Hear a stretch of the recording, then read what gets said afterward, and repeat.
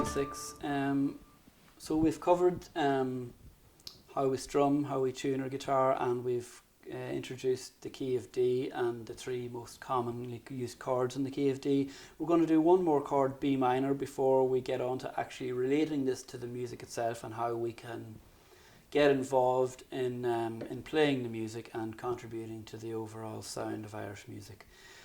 So the chord of B minor, it's a little bit of one of the possibly more challenging ones, but the good thing is if you have been used to some standard guitar, then you'll know that this is pretty much a very similar chord or nearly the same. So we use 4 fingers for this chord.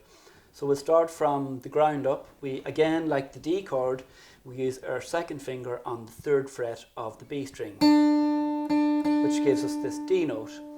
And then we are going to use our pinky finger on the G string, the 4th fret, which gives us a B note. So that's the B note of our B minor chord.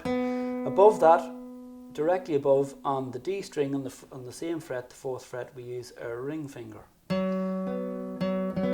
we've got some semblance of most of the chord here now.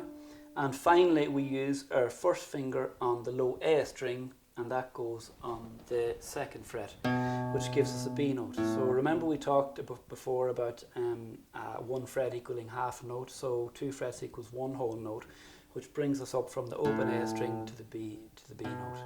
So we've got our 2nd finger on the 3rd fret of the B string, giving us a D. Then we've got our pinky on the 4th fret of the G string, giving us a B note. Then we have got our ring finger on the 4th fret of the D string, and lastly our bass note gives us a B note, and it's on the 2nd fret of the A string.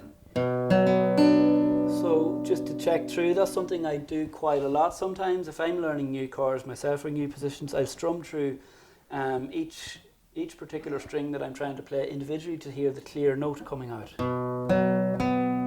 This will be difficult at the start, but it gets easier as you go along. Again, we're avoiding this string, so we either just hone in on the A string, and also we can, if this gets more advanced later on, you might find that what helps is pushing this finger slightly against the bass string. Now that's more involved, not something to hugely worry about. And again, we're dampening this string with the flesh of the 1st finger, but not to worry hugely about it ringing out. That will come with time. It requires a lot of patience, you'll find.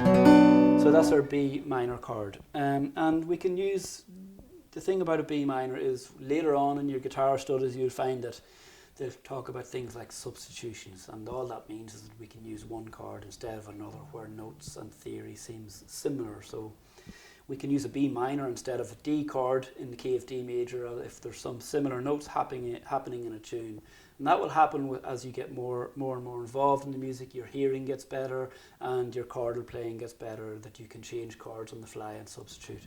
So that's the arsenal of chords we're going to need. And so in the next lesson we're going to start talking about a tune and how we can apply what we already know on the guitar and start to try to accompany an actual traditional Irish reel.